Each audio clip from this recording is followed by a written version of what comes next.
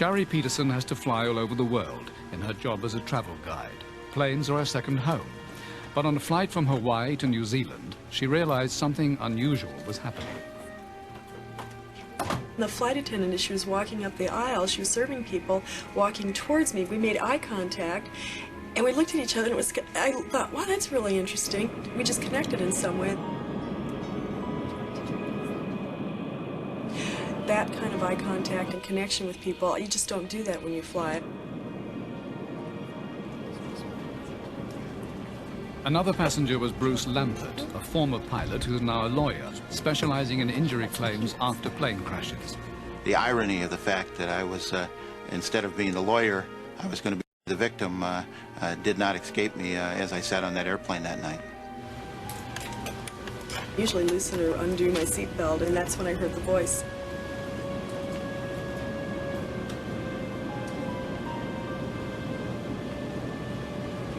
Fasten your seatbelt. Did you say something? No, I didn't. Only Shari Peterson had heard the voice, seemingly from nowhere. I thought, that's not something one person would say to another person. And that's when I went, I'm going to do this. Less than a minute later, she knew why. Suddenly there was this huge boom, and then this incredible decompression as the side of the airplane opened up. This accident literally was every air traveler's worst nightmare. The aircraft was fully loaded, and as it was climbing through 22,000 feet, the forward cargo door opened in flight. It was caught in the 300-knot airstream, tearing a hole through the main cabin. Anybody that would not have been fastened in their seat would have been ejected through the hole. I could see the ocean out the hole that was below me, and I'm thinking, you know, if there's anybody out there who can hear me, meaning whoever told me to tighten my seatbelt, please help. Although 9 passengers were killed, the plane landed safely. They have done numerous simulations of the actual accident, and they can't make the plane land. We had 2 engines on fire, the side of the airplane's gone, we were, you know, loaded with fuel. Since that time I've gotten to know the pilot and Captain Cronin, and he said he did not land that airplane. End quote. That was really not from this world. A messenger from somewhere, call it what you will.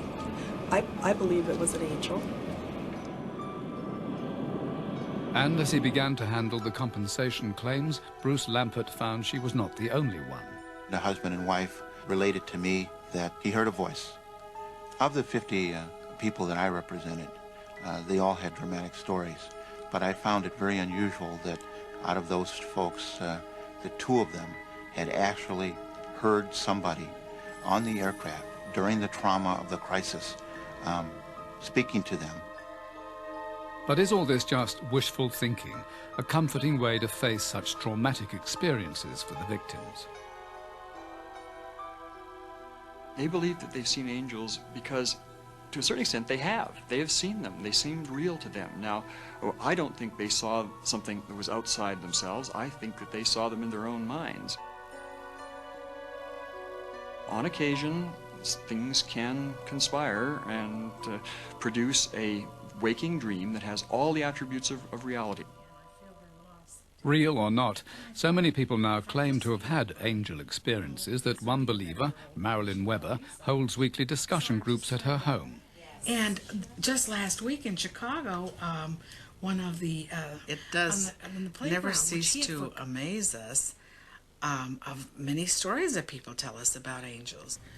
One of the stories that has really touched me lately has to do with the earthquake that took place a few months ago. My grandson's teacher was sound asleep on the couch. Something tapped her on the shoulder and said, "Get up." And she said she immediately woke up and walked down into the basement. Her whole home was destroyed, and where she was laying, a beam from the ceiling had fell right on the couch. You know, whatever. Marilyn Weber has received almost 10,000 letters from angel believers, and she's even started up a mail order business. She became a devotee herself after, she insists, 4 angels came to her in a dream. Yes, that's a ceramic one that's made by a special... And they weren't the angels I wanted to see or expected to see, because they were dressed in black. And their message to me was that I was dying. Unless something was done, I was dying.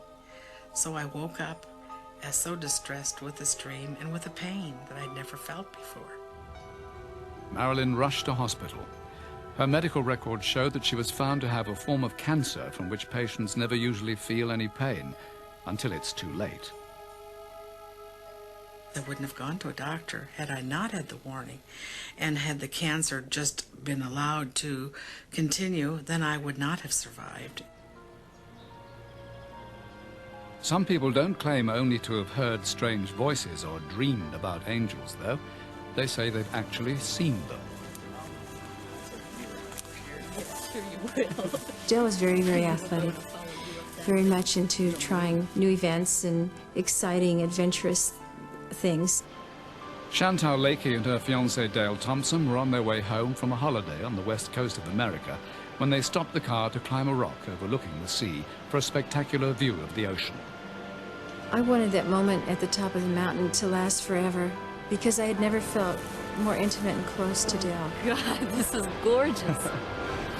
I don't want to leave. Oh, I know, I don't want to go home. Well, you know what? What? We do have a few hours. Why don't we just take this trail over here and go down to the beach? Let's go, okay? Okay. All right.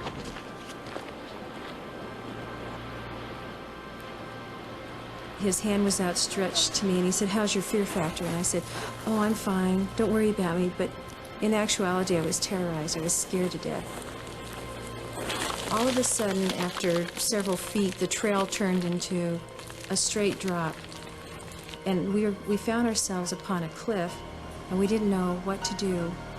We started to try to climb back up, but we couldn't do it because every time we moved our hands or our feet, the rock would fall. He looked at me and he said, "What we need to do is inch our way down, and I'm going to go first."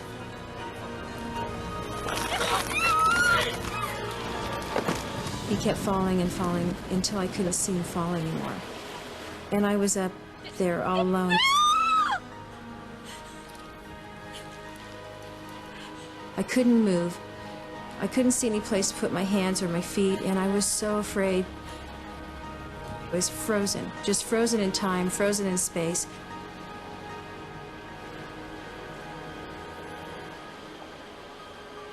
All of a sudden, I was in a mist. I just remember hearing the singing and feeling the mist all around me and the love and the specialness. And at that instant, I knew there was angels. Chantal found herself at the foot of the cliffs. Dale had been killed, but she wasn't even injured. So was she helped by unearthly hands? Could she have made it another way? Not according to the local police.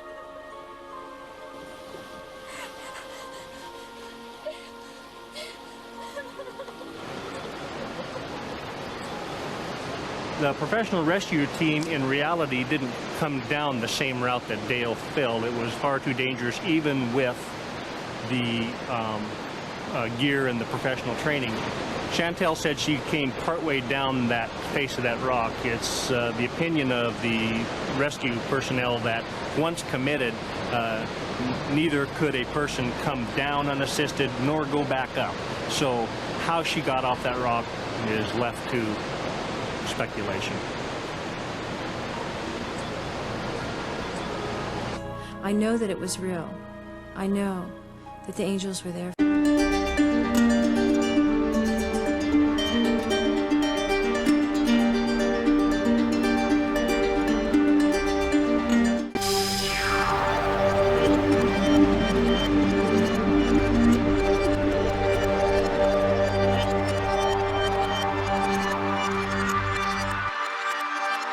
Don't forget to like and hit that subscribe button.